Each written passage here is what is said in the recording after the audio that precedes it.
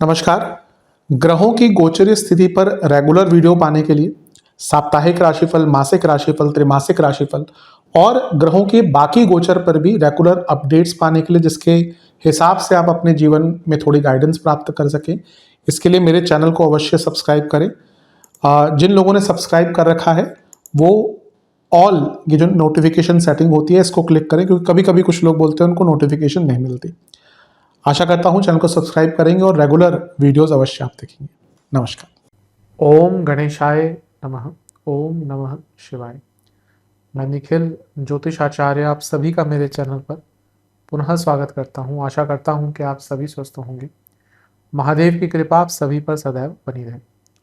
ये video mean यानी कि पाइसेस के लिए बहुत विशेष है, क्योंकि वीडियो है 11 मई से 17 मई 2026 के साप्ताहिक राशिफल के बारे में।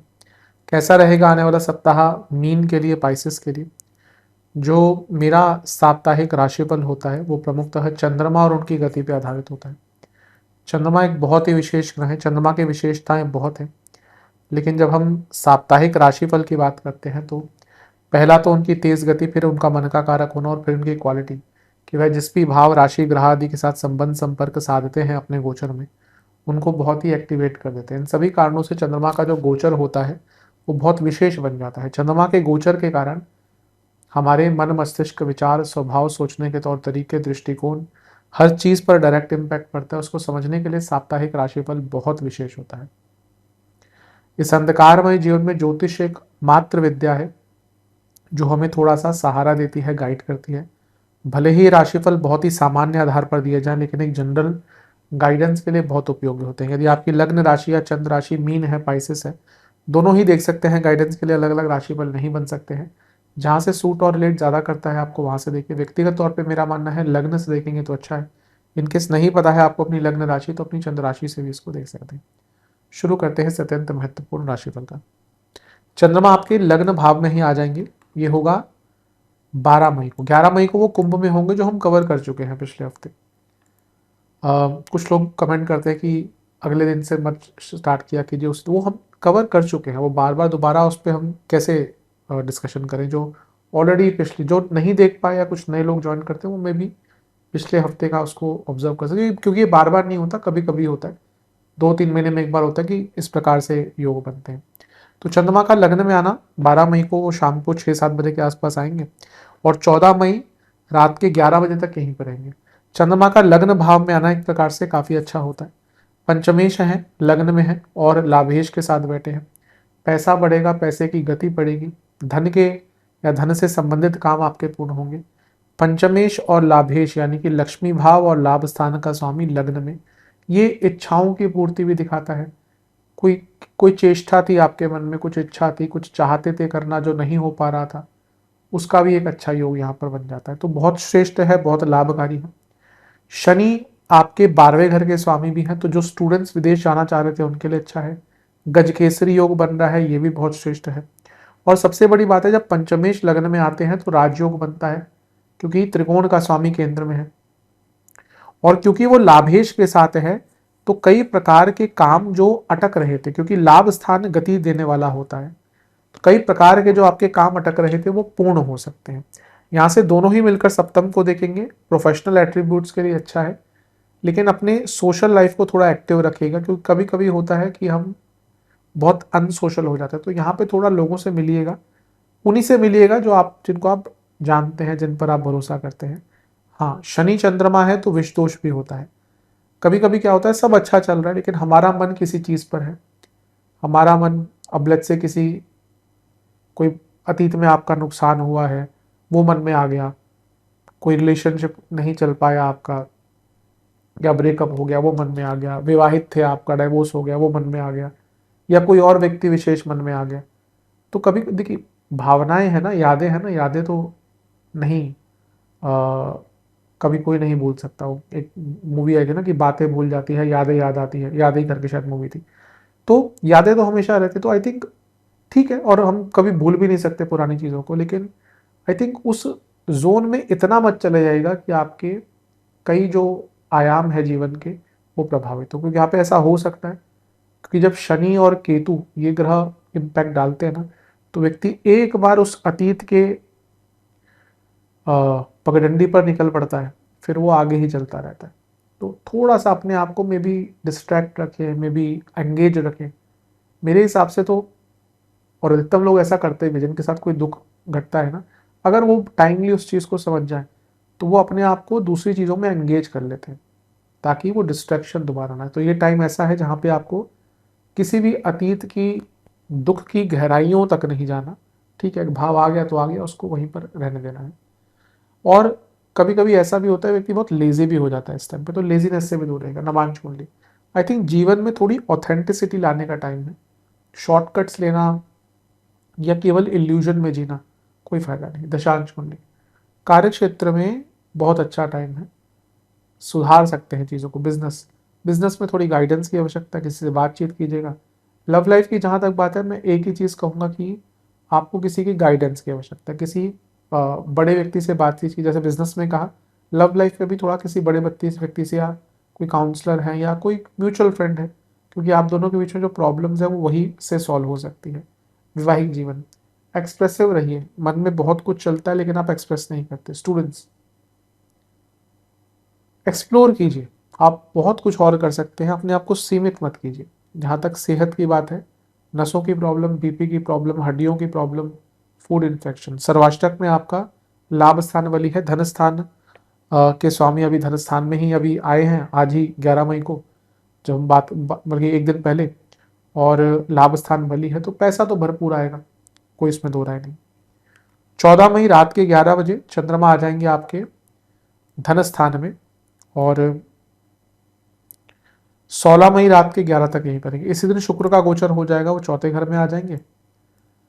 सूर्य और बुध 15 को यहाँ पे आ जाएंगे तीसरे घर में, लेकिन 14 को तो चंद्रमा के साथ उनका प्रभाव रहेगा, तो हम चर्चा करेंगे। लक्ष्मी भाव के स्वामी है चंद्रमा, और वो धन स्थान में बैठे हैं। ये अपने आप में धन योग बनता है। चंद्र मंगल योग बन रहा है। मंगल धन स्थान के स्वामी है, चंद्रमा लक्ष्मी भाव के स्वामी है, बुध दो केंद्रों के स्वामी है। तो बिजनेस में भी लाभ मिलता हुआ दिख रहा है, घर में भी पैसा आएगा, प्रॉपर्टी का लाभ, एसेट्स वृद्धि, सब कुछ दिख रहा है। बहुत अच्छा टाइम है, बहुत शुद्ध टाइम है, सफल टाइम है, सुखद टाइम है। ये सारे ग्रह अष्टम को देख रहे हैं, कोई अच्छी खबर आ सकती है, कोई काम बन सकता है, कोई प्रॉपर्टी का काम अटक रहा था वो कार्य आपका पूर्ण हो सकता है। सूर्य मंगल और सूर्य छठे घर के स्वामी है, कोई लीगल काम अटक रहा था पूर्ण हो सकता है। चंद्र मंगल योग अपने आप में धन के लिए बहुत अच्छा होता है, जो लोग अलग प्रकार से कुछ काम करते हैं उनके लिए बहुत श्रेष्ठ है। तो सारी ही चीजें अच्छी दिख रही हैं, तो बुरा क्या है। सूर्य चंद्रमा अमावस्या दोष, वाणी का स्थान, वाणी पर नियंत्रण रखेगा, क्योंकि वाणी यहाँ पर आपकी out of control, out of context हो जाएगी। क्या बोलेंगे खुद ही पता नहीं चल रहा होगा, गुस्सा बहुत करेंगे। मीन वालों में गुस्सा नहीं होता, ये उन्हीं को पता, वही बोलते हैं जो इनको जानते नहीं। इनके साथ रह के देखिए, पता चल जाएगा, क्योंकि इनका ज़्यादा गुस्सा अपने घर वालों पर ही निकलता है। और ये कुटुंब भाव है, तो यहाँ पे घर वालों से मतभेद हो सकते हैं, लड़ाई झगड़े हो सकते हैं। अमावस्या दोष है, तो अपनी बातों को ना अधूरा ना छोड़ें। जो भी कुछ कहना है किसी को पूर्ण रूप से कहिए, किसी को से कुछ कन्वे करना है अपने मन की बात, पूर्ण रूप से कहिए। अटका हुआ पैसा आ सकता है, और सबसे बड़ी बात है, धन कमाने के जो आपके रास्ते बंद से हो गए थे वहां पे खुल सकते हैं। करियर में भी ठीक ठाक टाइम है, बस कार्य क्षेत्र में, क्योंकि अर्थ त्रिकोण है, किसी से उलझना नहीं है। नवांश कुंडली बता रही है फोकस ले आइए, ये उपयुक्त समय रहेगा बड़े काम करने के लिए। दशांश कुंडली कार्य क्षेत्र में जितना काम है उतना उतना ही कीजिएगा, मतलब कि अपने काम से काम रखिएगा। बिजनेस में तो एक ही दिक्कत है कि आप स्टेबिलिटी नहीं ला पा रहे, उस पर काम कीजिए। लव लाइफ थोड़ा बड़ा सोचिए, भौतिक चीज़ों से निकलकर जो बेसिक चीज़ें हैं, जो हम में और एनिमल्स में क्या फ़र्क है। एनिमल्स भी वही चीज़, अगर हम कहें तो फिजिकल अर्जेस, खाना, बाकी जो चीज़ें होती हैं। हम ह्यूमंस को अलग चीज़ क्या करती है, जब हम उन सब चीज़ों से उठ के एक स्पिरिचुअल लेवल पर, इंटेलेक्चुअल लेवल पर किसी को समझते हैं, तो आई थिंक उसकी आवश्यकता है वैवाहिक जीवन में, वो लव लाइफ में। वैवाहिक जीवन की बात करें तो सेम चीज़ कहूँगा, अपने पार्टनर के अंतर्मन को जानने की कोशिश कीजिए। मुश्किल होता है क्योंकि हम अपने ही अंतर्मन को नहीं जान पाते, लेकिन थोड़ा एफर्ट लेना चाहिए अपने पार्टनर को जानने के लिए। स्टूडेंट्स बहुत ओवर थिंकिंग, सेहत, बाहर का खाना मत खाइएगा, एसिडिटी, पेट की प्रॉब्लम, दांतों की प्रॉब्लम। सर्वाष्टक आपका 12वां घर बलिए, खर्चे बढ़ेंगे, विदेश से पैसा आएगा, बदलाव का मौका मिलेगा। 16 मई रात के 11 बजे चंद्रमा आ जाएंगे आपके तीसरे घर में यानी कि वृषभ में, और सप्ताह के अंत तक यहीं पर रहेंगे। इसी दिन सूर्य बुध भी यहीं पे आ जाएंगे, नहीं इससे एक दिन पहले 15 तारीख को, तो सूर्य बुध का यहाँ पे प्रभाव रहेगा। तीसरे घर के चंद्रमा अच्छा रिजल्ट देते हैं। फिर से आपके पंचमेश और लाभेश का मिलन हो रहा है, शनि देख रहे हैं, तो ये हफ्ता पैसे कमाने के नए आइडियाज, नए तरीके, इच्छा पूर्ति के लिए बहुत अच्छा है। बुध के साथ फिर से बैठ गए तो पुनः बिजनेस में बदलाव, प्रॉपर्टी बेचनी है, प्रॉपर्टी का कुछ काम, और सूर्य के साथ है तो कोई लीगल काम आपका अटक रहा था, अच्छा है। तीसरे घर में अमावस्या दोष, तीसरे घर में चंद्रमा, तीसरे घर में सूर्य, ये कॉन्फिडेंस रेजिंग होते हैं, यानी कि आपके पास आपके ऊपर विश्वास, अपने ऊपर विश्वास बहुत रहेगा। और ये सारे ही ग्रह मिलकर नवम को देखेंगे तो भाग्य पराक्रम योग बन जाता है, यानी कि आपको डर नहीं लगेगा बड़े कदम उठाने से, और लगना भी नहीं चाहिए इस टाइम पे। हम मई के मध्य की बात कर रहे हैं, 2 हफ्तों में आपके लगने ही शुरू चुके हो रहे हैं, यानी कि बृहस्पति, तो आपके लिए तो कुछ बड़ा करने का समय आ ही रहा है। तो मेरे हिसाब से तो ये टाइम है जब आपको कुछ बड़ा सोचना है, अपने कम्युनिकेशन पर काम करना है, कुछ सीखना है, बदलाव लाने शुरू कर देने हैं। कुछ भी बड़ा करने के लिए, जो अब देखिए जब आजकल बड़ी बिल्डिंग्स बनती हैं तो कितना नीचे तक वो सब कुछ अपना उनका बेस देते हैं या जो भी करते हैं, फिर उसके बेसिस पे बड़ी बड़ी बिल्डिंग कितने माले की चढ़ जाती है। तो पहले तो उस पर बहुत काम करना पड़ता है ना, तो इसलिए अगर कुछ बड़ा करना है आने वाले साल में तो उसका आरंभ यहाँ से कर दीजिए। शनि का प्रभाव है तो थोड़ा कटु मत बोलिएगा, नवांश कुंडली, अपने एबिलिटीज को रियलाइज करिए। मेरे हिसाब से जितना मैंने देखा है, नेचुरल टैलेंटेड जो सबसे ज्यादा लोग होते हैं ना, वो ये होते हैं। मैं नहीं कह रहा कि बाकी लोग नहीं होते, नेचुरली कह रहा हूं। Sachin Tendulkar naturally gifted, Rahul Dravid made with his hard work. हाँ यह है कि हम उनको उतना श्रेय नहीं देते, लेकिन राहुल द्रविड़ के भी अगर कोई क्रिकेट देखता पहले वो स्टैट्स देखे तो किसी चीज से कम नहीं थे, पर नाम सचिन का है क्योंकि वो क्लास है, वो नेचुरल टैलेंट है। इसी प्रकार से सबसे ज्यादा नेचुरल टैलेंटेड अगर कोई लोग होते हैं वो 3, 6, 9, 12 वाले होते हैं। They are gifted with talents, but at the same time they don't utilize them. Confidence की कमी, स्टेबिलिटी, ध्यान भटकना, पर वो कब तक चलता रहेगा। अधिकतम लोग आप देखिए ना जिसका टैलेंट है लेकिन उसने उसका कुछ नहीं किया, वो आपको अधिकतम इनमें से ही मिलेंगे, क्योंकि they have a very unstable life, द्विस्वभाव लग्न होने के कारण। तो अब वो टाइम है, आप किसी भी एरिया में हैं जहां पे आपको सीरियसली सोचना पड़ेगा कि आपके पास भाई एक क्षमता है तो उसका उपयोग क्यों ना करें। दशांश कुंडली कार्य क्षेत्र में अच्छा रहेगा, बस टाइमिंग का ध्यान दीजिएगा। बिजनेस में बैलेंस लाइए, लव लाइफ, टाइम दीजिए अपने पार्टनर को, वैवाहिक जीवन, पार्टनर को कंफर्टेबल फील कराइए अपने। हो सकता है एक बात कर कर वो कंफर्टेबल हो जाए, कहीं घूम के आइए, उनके लिए कुछ स्पेशल कीजिए। कभी कभी क्या होता है ना कि एक छोटी सी कन्वर्सेशन ही आधे घंटे की, 1 घंटे, ये तो हर चीज में आजकल व्यक्ति इतना अकेला क्यों है, क्योंकि वो बात नहीं होती।